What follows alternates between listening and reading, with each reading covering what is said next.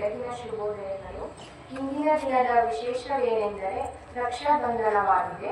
ರಕ್ಷಾಬಂಧನವು ಸಹೋದರ ಮತ್ತು ಸಹೋದರಿಯರ ನಡುವಿನ ಪವಿತ್ರವಾದ ಪ್ರೀತಿ, ವಾತ್ಸಲ್ಯ ಹಾಗೂ ರಕ್ಷಣೆಯ ಸಂಕೇತವಾದ ಭಾರತದ ಪ್ರಮುಖ ಹಬ್ಬವಾಗಿದೆ.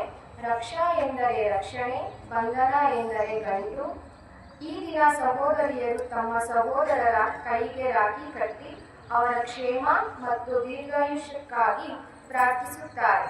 ಸಹೋದರರು ತಮ್ಮ ಸಹೋದರಿಯರಿಗೆ ಉಡುಗೊರೆಗಳನ್ನು ನೀಡಿ ಅವರನ್ನು ಜೀವನ ಪೂರ್ತಿ ರಕ್ಷಿಸುವುದಾಗಿ ವಚನ ನೀಡುತ್ತಾರೆ. ರಕ್ಷಾಬಂಧನದ ಇತಿಹಾಸವು ಸಾವಿರಾರು ವರ್ಷಗಳಷ್ಟು ಹಳೆಯದಾಗಿದ್ದು, ಭಾರತದ ಇಂದಿನ ಪ್ರಾಚೀನ ಪವಿತ್ರ ಪುಸ್ತಕಗಳು ಮತ್ತು ರಾಜ ದಾಖಲೆಗಳಲ್ಲಿ ಕಂಡುಬರುತ್ತದೆ.